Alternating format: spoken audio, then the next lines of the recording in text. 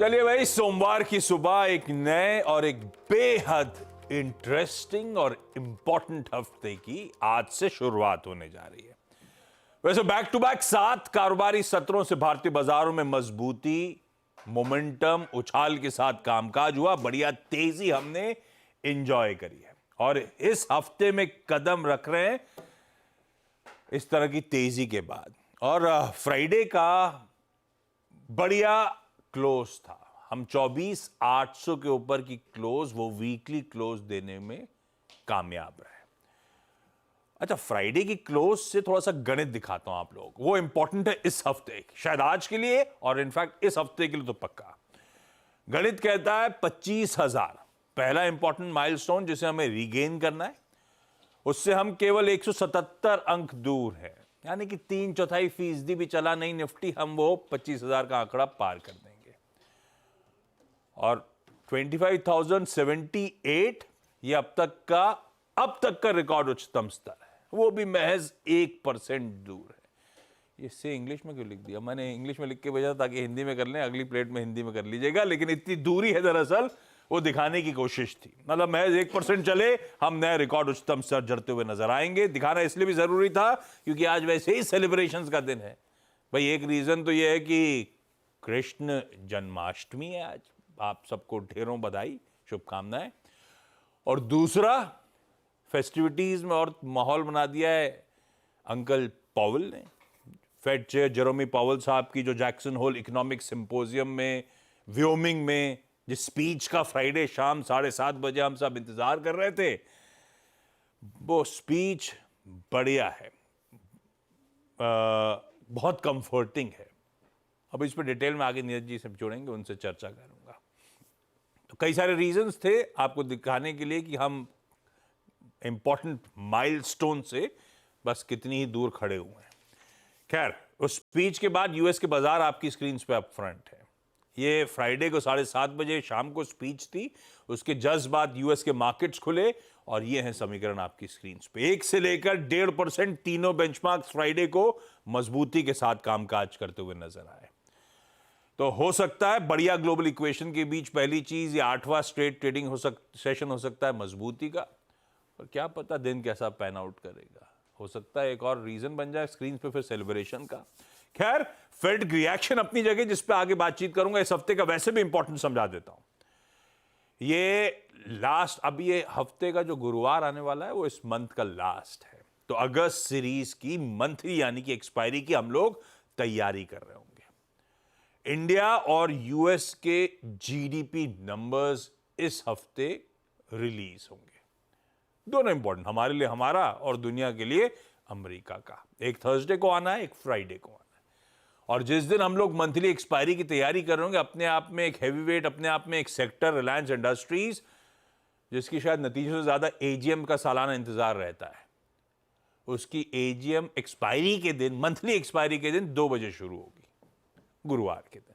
तो वो एक और इंपॉर्टेंट चीज है जो हम सबको ध्यान रखनी है। खैर, इन सबके बीच में गिफ्ट निफ्टी कह रहा है अरे बहुत ठंडी शुरुआत है। 1/4% मजबूती के साथ 60-62 पॉइंट चल जाएंगे, बस इस तरह का मूड माहौल है। पॉवेल साहब गुस्सा हो जाएंगे इस तरह की स्क्रीन देख के। खैर, नीरज जी से जानते हैं पॉवेल साहब ने क्या कहा और मार्केट्स में क्या हुआ और हमारे लिए इंपॉर्टेंट संकेत क्या है। पहले जरा 1 मिनट आपने एशिया दिखाइएगा। गिफ्ट निफ्टी दिखा दिया, सदी की शुरुआत ऐसे ही एशिया नजर आएगा आपको, मिला जुला कामकाज कर रहा है। शायद इवेंट से पहले का एक्साइटमेंट, इवेंट का कंक्लूजन होने के बाद थोड़ा सा कंसोलिडेशन टाइप मूड ज्यादा है। तो पूरा अक्रॉस एशिया बहुत मिला जुला रुझान है इस समय। यूएस का हैंडओवर तो दिखाया था मैंने आपको कि 1-1.5% ऊपर था। इंट्राडे चार्ट्स प्लीज डाउ की रखिएगा स्क्रीन पे। चला, ठंडा पड़ा, वापस उन लेवल्स को रिगेन करा, इस तरह का मूड था। ऐसा नहीं हो कि एक तरफा ट्रेंडिंग डे यूएस में बन गया उस स्पीच अनाउंसमेंट के बाद। इंट्राडे चार्ट नहीं दिखाएंगे क्या? तब आपको दिखेगा। खैर, हम डाइजेस्ट करके गए थे 1/3 से 3/4% तेजी। तो जो डाइजेस्ट किया था उससे तो बेहतर ही समीकरण है यूएस का। देखिए, एक तरह ऐसा नहीं लगा, वो स्पीच थी बहुत इंटरेस्टिंग। पॉवेल साहब इससे क्लियर शब्दों में शायद बोल नहीं सकते थे, नीरज जी बताएंगे। अंग्रेजी में बोले तो मुझे ज्यादा समझ में नहीं आया। Neeraj ji, good morning, how are you mate and what did he say? He said time has come. For what? For rate cut. ये उन्होंने एक लाइन में बोला कि टाइम आ चुका है कि अब रेट कट की तरफ सोचा जाए। पॉलिसी मतलब पॉलिसी लैंग्वेज में बोलते हैं तो पॉलिसी एडजस्टमेंट किसका समय आ चुका है, और हम बहुत ही स्ट्रॉन्ग लेबर मार्केट चाहते हैं। हम नहीं चाहते कि बहुत वीक हो, तो उनको डर लग रहा है कि मार्केट ख़राब हो सकता है। और उन्होंने ये भी कहा कि उनको ये पूरा भरोसा हो गया, उनका कॉन्फिडेंस बढ़ गया है कि इन्फ्लेशन 2% की तरफ जा रहा है, तो रिवर्स होने की उनको संभावना नहीं लगती। तो अब इसका सीधा मतलब ये हो गया कि वो सितंबर में रेट कट के लिए बिल्कुल तैयार हैं, और वो नहीं चाहते कि मार्केट या इकॉनमी इसकी वजह से सफ़र करे और ब्लेम उनके ऊपर आए कि उन्होंने रेट कट नहीं किया इसलिए हुआ। तो क्लियर संकेत उन्होंने दिया, और उसके बाद मार्केट में एक बढ़िया रैली वहाँ पे बनी। और रेट सेंसिटिव सेक्टर्स जैसे रियल एस्टेट, कंजम्पशन, यही सारे स्टॉक्स चल भी रहे थे, और स्मॉल कैप इंडेक्स सबसे ज़्यादा चला उसमें, फिर डाउ चला, फिर नैस्डैक वगैरह चले। तो ये तो 1-1.5% चला, वो 3.5% चला। लेकिन आज मार्केट क्यों नहीं चल रहा है? मैं तो न्यू हाई वाली बनियान पहन के आया था कि खोलूंगा, कुछ हुआ ही नहीं। नहीं, मैंने आज लिखा है कि 2 चीज़ें मार्केट को आज ड्राइव करें। एक तो फेड वाली, जो कि पुरानी बात है। दूसरा, वीकेंड के दौरान जियोपॉलिटिकल टेंशन काफ़ी ज़्यादा एस्केलेट हुआ है।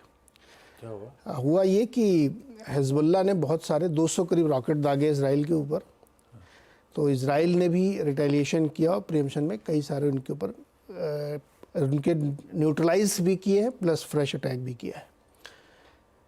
इस टेंशन काफ़ी बढ़ गया है, उसकी वजह से मार्केट में थोड़ा सा डर है।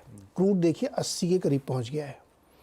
तो ये तो थर्ड पार्टी की लड़ाई चल रही है। अभी हमास वाली तो कंटिन्यू है, और वो चले गए हैं वापस एंटनी ब्लिंकन साहब, कुछ बातचीत बन नहीं पाई है। और इजराइल की चिंता ये बढ़ रही कि लास्ट रिजॉर्ट था कि पीस टॉक्स हो जाए, जो कि नहीं हो रही है। तो अब वो एस्केलेशन की वजह से ऐसा लगता है कि मार्केट थोड़ा सा डरा हुआ है कि किधर से भी कुछ भी हो सकता है कभी, क्योंकि अभी सिचुएशन काफ़ी गड़बड़ है।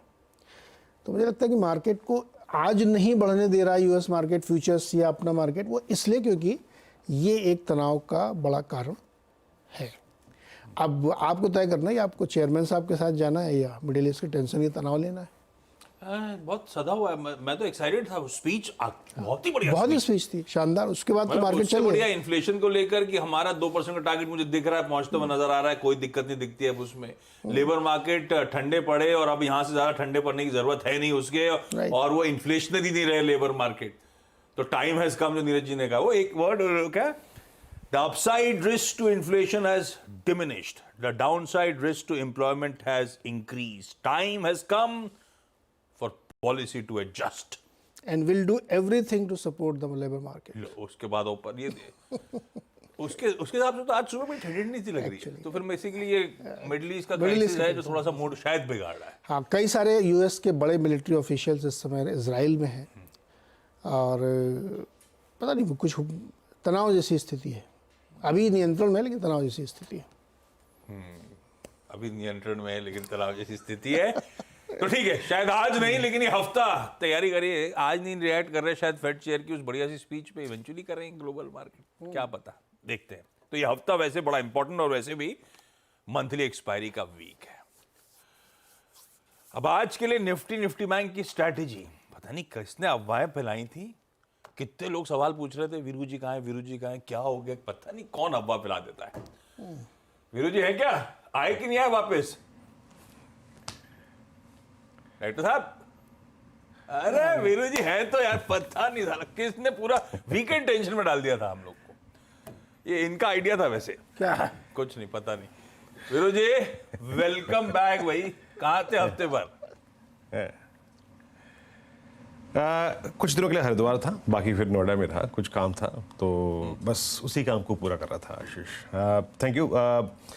स्ट्रेटजी पे आता हूँ आशीष, और मैंने तो निफ्टी बैंक को कैसे उसके लिए मानस बुलाए हमने। अरे उसके लिए मानस हैं।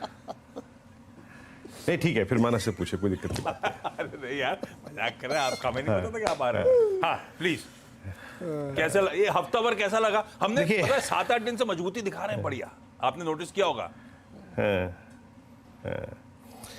देखिए आशीष, आज के सेशन के लिए देखिए, हफ्ते भर के अगर आप सेशन को देखें, बैंक निफ्टी से बहुत स्ट्रॉन्ग पार्टिसिपेशन नहीं आया। निफ्टी आईटी से एक स्विंग मिला, लेकिन उसके बाद हल्का सा अगर आप देखें तो निफ्टी आईटी भी बैकफुट पे आया। मेरे को आज का ये सेशन कैसा लग रहा है, मतलब उसमें अगर आप स्टैट्स को देखें तो एफआईएस के सेट्स को पहले देखते हैं। इस पूरी पिछले 4-5 दिन के स्विंग को स्पॉन्सर किया एफआईएस डीआईएस ने, दोनों ने, और दोनों ने अगर आप देखें तो मतलब 1944 करोड़ रुपए की एफआईएस की बैंक, डीआईएस की करीब 2896 करोड़ रुपए की बैंक थी, लगभग 5000 करोड़ रुपए का कैश था। इंडेक्स 92 करोड़ रुपए का एफआईएस ने बाय किया, करीब करीब 7000 कॉन्ट्रैक्ट लॉन्ग, शॉर्ट 7000 कॉन्ट्रैक्ट किए, स्टॉक फ्यूचर्स करीब 2035 करोड़ रुपए के, और लॉन्ग कॉन्ट्रैक्ट यहाँ पे करीब करीब 26,000 कॉन्ट्रैक्ट। ग्लोबल मार्केट का सेटअप जैसा भी हो आशीष, लेकिन हम जिस जोन में ओपन होंगे वो एक बहुत ही आई थिंक रेस्ट्रिक्टेड जोन है ट्रेड करने के लिए। क्यों? क्योंकि हम मंथली एक्सपायरी में के वीक में ट्रेड कर रहे हैं, और 25,000 एक कॉल राइटर्स का बहुत स्ट्रॉन्ग जोन है, बहुत स्ट्रॉन्ग जोन है। लेके आइए प्लीज निफ्टी के ऑप्शंस के स्टैट्स। 25,000 की कॉल मंथली पे स्ट्रॉन्ग ओआई होल्ड करती है, करीब करीब 63 लाख का। उसके बाद 25,100 कॉल राइटर्स परसिस्ट करते हैं, इवन 24,800 पे भी। मतलब ये जोन ऐसा लग रहा था कि माइट बी इंडेक्स जो है वो इसी रेंज में थोड़ा सा टाइम स्पेंड करेगा। और 24,800 पे करीब 70 लाख का आउटस्टैंडिंग ओआई है, जो कि इंडिकेट कर रहा है कि ये बेस फॉर द डे है। पिरामिड्स में आपको ये क्लियरली विजिबल होगा कि हमारे पास मनूवर करने के लिए, चलने के लिए, और आई थिंक ट्रेड करने के लिए बहुत ही एक रेस्ट्रिक्टेड जोन है। 25,000 पे बड़ा कॉल राइटर, 24,800 पे बहुत स्ट्रॉन्ग पुट राइटर्स। मेरी अप्रोच क्या रहेगी, प्लीज बेस वन स्क्रीन पे लेके आइएगा। देखिए अभी भी इस जोन में ये लेवल्स आज के लिए भी हैं, कल के लिए भी हैं। 24,818, 24,771 ये पहला बेस होगा जिसको हमें बाय ऑन डिप्स के लिए यूज करना है इस जोन में, क्योंकि 24,800 पे स्ट्रॉन्ग पुट राइटर्स हैं। जो भी ट्रेड्स आपने शुक्रवार के लिए हैं या फिर लास्ट वीक के लिए हैं, जो भी लॉन्ग हैं आपके परसिस्ट करते हैं आशीष, वो किसी भी सर्कमस्टेंसेस में 24,956 और 25,030 रेजिस्टेंस वन, इसके बीच में आपको कैश में कन्वर्ट करने हैं। ये वो पॉइंट है जो कि प्रॉफिट बुकिंग बाजार में कभी भी लेके आ सकता है। जोन आपके पास परसिस्ट करता है बेस वन से लेकर RS1 के बीच में। फ्रेश तेजी, नया ब्रेकआउट वो तब आएगा जब आप 25,029 के ऊपर सस्टेन कर देंगे, क्लोज दे देंगे। इन दैट केस 25,156 ओपन हो जाएगा। टिल द टाइम वो नहीं है, आपको बेस वन पे बाय करना है और RS1 के बीच में एग्जिट करना है। और एक और चीज, post this gap up intraday में जो नया बेस होगा वो है 24,857। ये है शुक्रवार और गुरुवार की highest trajectory, intraday highest trajectory. Nifty bank बहुत ही एक रेस्ट्रिक्टेड जोन में ट्रेड कर रहा है, डोमिनेट कर रहे हैं इसको 51,000 के कॉल राइटर, 51,200 के कॉल राइटर और 51,500 के कॉल राइटर। ये तीन जोन्स जो हैं वो डोमिनेटेड हैं कॉल राइटर्स के। और नीचे 50,500 पे स्ट्रॉन्ग पुट राइटर्स है। मेरे को आई थिंक आज के इन स्टेट्स में कोई बहुत इंकरेजिंग फैक्टर नजर नहीं आया। एक बार प्लेसमेंट लेके आते हैं ऑप्शंस की। 51,000, 51,200 पे कॉल राइटर्स थे और उसके बाद 51,500 पे स्ट्रॉन्ग कॉल राइटर्स परसिस्ट करते हैं। ये तीन पिरामिड्स में अगर आप देखें आपको पॉइंट नजर आएंगे, 51, 51,2, देन फाइनली 51,500 और 50,500 पे put writers. So trade setup कहता क्या है? अगर आपके पास लॉन्ग है तो आप क्या करें? 51,211 पहला रेजिस्टेंस जोन, अगर ये पार होता है तो स्विंग टुवर्ड्स 345, 51,345 पॉसिबल है। आपने सभी ट्रेड्स को 51,345 से लेकर 533 के बीच में आपको चेक करना है। या तो प्रॉफिट्स को कैश में कन्वर्ट कर लीजिए, क्योंकि ये एक मेजर रिवर्सल पॉइंट भी है। निफ्टी बैंक में ट्रेड जोन परसिस्ट करता है करीब करीब 51,345, 535 से लेकर बेस वन 50,751। निफ्टी बैंक इस रैली में, इस स्ट्रॉन्ग मूव में तभी पार्टिसिपेट करेगा जब हमें क्लोज 51,533 के ऊपर मिल जाएगा। आशीष, ओके ये है मंडे का निफ्टी बैंक का बढ़िया सा अप्रोच। Veeru is back. चलिए अब हर्षदा के पास चला जाए और जान लिया जाए आज के सारे important stocks in news. Harshada, good morning. Good morning Ashish. सबसे पहले शुरुआत जो निफ्टी में बदलाव होने वाले हैं उसी के साथ करेंगे। तो फाइनली अनाउंसमेंट आ चुका है कि 30 सितंबर ऑनवर्ड्स ट्रेंड और बीईएल दरअसल निफ्टी 50 का हिस्सा बनेंगे और मार्केट में इसकी वैसे भी आप कह सकते हैं कहीं ना कहीं एंटिसिपेशन था, कुछ रिपोर्ट्स वैसे सजेस्ट भी कर रही थी। तो डेट आ चुकी है। ये डीवीज लैब और एलटीआई माइंडट्री की जगह लेने वाले हैं। साथ ही यहाँ पर यह भी मेंशन किया गया निफ्टी नेक्स्ट 50 में कौन से शेयर अब शामिल होते हुए दिखाई देंगे। तो उसमें भेल, Divi's lab, JSW energy, LTI Mindtree, Macrotech developers, NHPC, union bank जैसे नाम शामिल है। ये दरअसल निफ्टी नेक्स्ट 50 का हिस्सा बनेंगे, तो उन स्टॉक्स पर भी आपकी नजरें होंगी। ये निफ्टी वाले चेंजेस हैं। दूसरी तरफ फुटसी का जो सेमी एनुअल रिव्यू आता है उसका भी डिटेल आ चुका है। ये ऑफ कोर्स 23 सितंबर से इफेक्टिव होने वाला है और वहां पर फुटसी ने ऑल वर्ल्ड इंडेक्स में bank of Maharashtra, BDL, central bank, Kochi shipyard, endurance tech, Escorts, Kubota, GETND, Hitachi energy और हुडको जैसे नामों को इंक्लूड किया है। इसमें केईआई इंडस्ट्रीज भी शामिल है, आईआरबी इंफ्रास्ट्रक्चर भी शामिल है।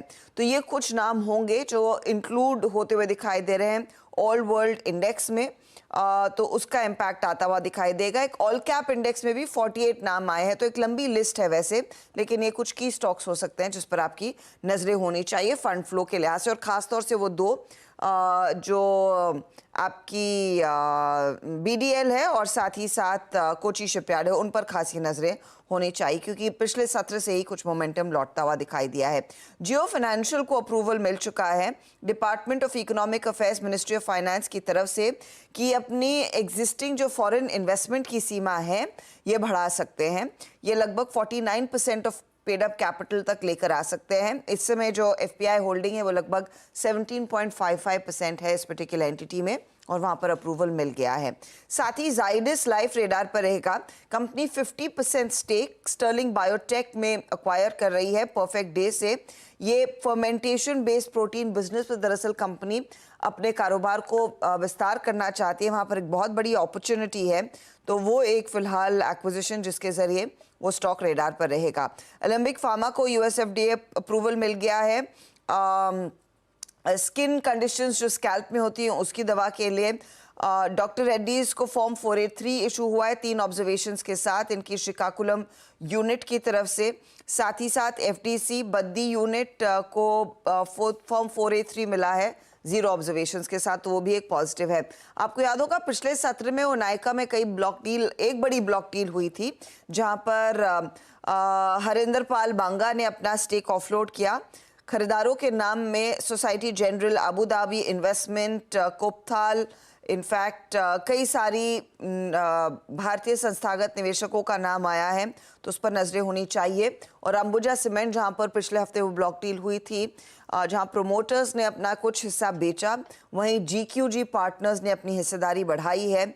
लगभग इनका स्टेक अब 3% के ऊपर आता हुआ दिखाई दिया है। वो स्टॉक भी आप रेडार पर रखेंगे। तो ऐसी कई कंपनियां हैं जिनमें आज खबरें हैं जिस पर आपकी नजरें होनी चाहिए। रखिए सारे स्टॉक्स रडार पे। आज मंडे है तो इवेंट सिलेंडर में पहले तो बैंकेक्स की और निफ्टी मिड कैप सेलेक्ट की आज एक्सपायरी है। ये मंथली है तो वेडनेसडे वाली बैंक की एक्सपायरी नहीं होगी, बस बाकी तो सब वैसे ही होनी है। आज अच्छा फ्राइडे को पॉवेल साहब बोले तो आज शक्तिकांत दास साहब की बारी है। एक इनॉग्रल एड्रेस है सुबह 9:40 पे। शक्तिकांत दास साहब हमारे आरबीआई गवर्नर की स्पीच लाइंड अप है। ग्लोबल कॉन्फ्रेंस है दरअसल digital public infrastructure and emerging technologies पर। उस पे इंटरआर्च बिल्डिंग प्रोडक्ट्स नाम की कंपनी का आईपीओ आया था, काफी सक्सेसफुल रहा था, आज लिस्ट होने आएगा। 900 रुपए की इश्यू प्राइस, सक्सेसफुली 600 करोड़ रुपए मोबिलाइज करे। 93 टाइम्स वो आईपीओ भरा था, जिसमें क्यूआई भी 205 गुना और एचएनआई 128 टाइम्स भरा। तो रिस्पॉन्स तगड़ा था, बाजार का मूड ठीक ही है, देखते हैं कैसी लिस्टिंग होती है। इंडिया और सिंगापुर की मिनिस्टेरियल राउंड टेबल आज है, जिसमें निर्मला सीतारमन, पीयूष गोयल, जयशंकर, अश्विनी वैष्णव सब होंगे उनके सिंगापुरियन काउंटर पार्ट्स के साथ। और आज कृष्ण जन्माष्टमी तो है ही है। आज कृष्ण जन्माष्टमी है, लेकिन मुंबई में दही हांडी आज नहीं है। दही हांडी कल है, क्योंकि रात 12 बजे जन्म होता है। घरवर भोपाल में तो खीरे के अंदर काट के वो बैठा देते, फिर हाँ उनका जन्म होता था। तो कल मुंबई छुट्टी नहीं होती अपने यहाँ ना, दही हांडी की इतना बड़ा फेस्टिवल है मुंबई का। खैर वो सेलिब्रेशंस कल के, आज फास्टिंग का दिन, आज फास्टिंग होती है। आप फास्ट फूड मंगा लो, मैं आता हूँ फास्ट फूड वाला शो के बाद, मतलब फास्टिंग वाला। ब्रेक ले रहा हूँ, ब्रेक के उस पर लौट के आऊंगा। तो आज की कमोडिटी स्ट्रैटेजीज।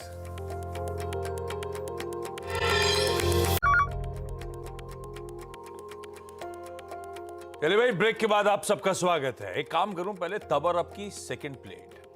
ये फेड चेयर के बयानों के बाद बॉन्ड यील्ड से बहुत ज्यादा कूल ऑफ नहीं हुई, फिर भी कूल्ड ऑफ आपको नजर आएगी 7 बिप्स।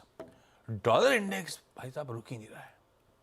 ये कुछ ही दिनों में डबल डिजिट, कोई इसी हफ्ते हो सकता है डबल डिजिट, जिस पेस से गिरा डबल डिजिट आने की तैयारी हो रही। 100 के नीचे आ सकता 100.55 पे तो आ ही गया है।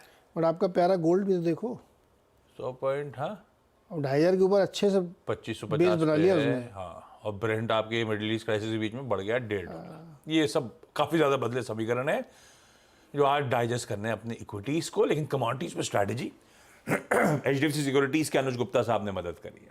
चांदी सितंबर फ्यूचर्स खरीदने का मन 84,075 का स्टॉप है। कॉपर अगस्त फ्यूचर्स खरीदने का मन 792 का SL है। छोड़े जाता हूं आपको गिफ्ट निफ्टी के ठीक ठाक समीकरण, थोड़े मैं तो कहूंगा फीके फीके समीकरणों के साथ 1/4% उछाल के साथ खुलेंगे। हफ्ते की शुरुआत पॉजिटिव नोट पे होगी, इस तरह का गांधीनगर से इंडिकेशन। इस नोट पर आज के इस मॉर्निंग कॉल में इतना ही। ब्रेक के उस पार सीधा सौदा। नमस्कार।